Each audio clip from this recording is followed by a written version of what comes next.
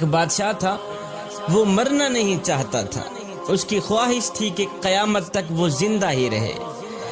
ایک حکیم صاحب نے اسے کہا، بادشاہ سلامت، فلاں ملک کی سرزمین سے ایسی ایسی جڑی بوٹیاں پیدا ہوتی ہیں جن میں آب حیات کی تاثیر ہوتی ہے، آپ اگر وہ جڑی بوٹیاں منگوا لیں تو ہم آپ کو وہ دوا بنا دیتے ہیں جس کے کھانے کے بعد آپ جب تک چاہیں گے زندہ رہیں گے۔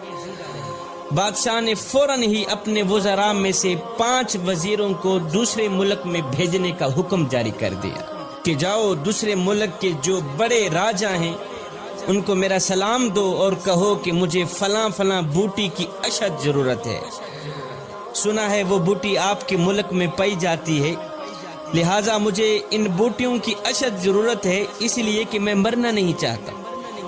خیر 5 وزیر دوسرے ملک میں پہنچے، راجہ صاحب کو سلام دیا، پیغام سنایا۔ جیسے ہی راجہ صاحب نے سنا کہ بادشاہ مرنا نہیں چاہتا تو راجہ صاحب نے کہہ لگانی شروع کر دی، ہنسنا شروع کر دی۔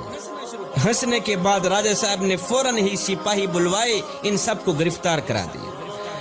ان 5 وزیروں کو گرفتار کرا دیا۔ گرفتاری کے بعد راجہ صاحب نے حکم جاری کر دیا کہ ان سب کو لے جاؤ فلاں پہاڑ کے نیچے ایک خیمے کے اندر بند کر کے۔ فلاں پہاڑ کے نیچے ایک خیمہ ہے، بند خیمہ، ان 5 وزیروں کو لے جاؤ، اس خیمے کے اندر بند کر کے واپس چلے آئے۔ اور ہاں ساتھ میں ان 5 وزیروں کو یہ بھی کہہ دینا کہ جب تک یہ پہاڑ 2 ٹکڑے نہیں ہوتا تم آزاد نہیں ہو۔ جس پہاڑ کے نیچے تم پڑے ہو جب تک یہ پہاڑ 2 ٹکڑے نہیں ہوتا تم آزاد نہیں ہوتے۔ سپاہی ان 5 وزیروں کو لے گئے، پہاڑ کے نیچے خیمے کے اندر بند کر کے واپس چلے آئے۔ اب ان 5 وزیروں کو چاروں طرف موت کے آثار نظر آنے لگے، کھانے پینے کو کچھ نہیں تھا۔ مشکل کی اس گھڑی میں اللہ کے سوا ان کا اور کوئی حامی و ناصر نہیں تھا۔ اب انہوں نے کیا کیا، زمین پر سجدہ ریز ہو گئے، رو رو کر گڑ گڑا کر دعائیں کرنے لگے کہ یا باری تعالیٰ ہم پہ رحم فرما، پہاڑ کے 2 ٹکڑے کر دے تاکہ ہم موت سے بچ جائیں، ہم آزاد ہو جائیں۔ اللہ اکبر۔ سارا دن ساری رات روتے ہی رہے۔ ان کے دن رات رونے کے بعد میرے اللہ کی رحمت جوش میں آئی، میرے اللہ نے ان پر رحم فرمایا، ان کی دعا قبول ہوئی۔ ایک دم زمین ہلنے لگی، زلزلہ آیا، پہاڑ جڑوں سے ہلنے لگا اور پہاڑ کے 2 ٹکڑے ہو گئے۔ اللہ اکبر۔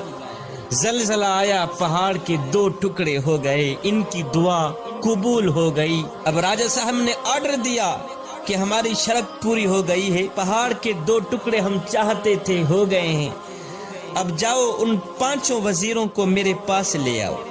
سپاہی گئے، لے آئے۔ جب وہ سامنے آئے تو راجہ صاحب نے کہا، بھائی اب تم واپس اپنے ملک میں جاؤ، اپنے بادشاہ کو یہ سارا واقعہ سنانا، جو کچھ آپ لوگوں کے ساتھ ہوا ہے، یہ ساری کہانی اپنے بادشاہ کے آگے پیش کر دینا، آخر میں بادشاہ کو میرا ایک پیغام بھی سنا دینا۔ جی راجہ صاحب کون سا پیغام ہے؟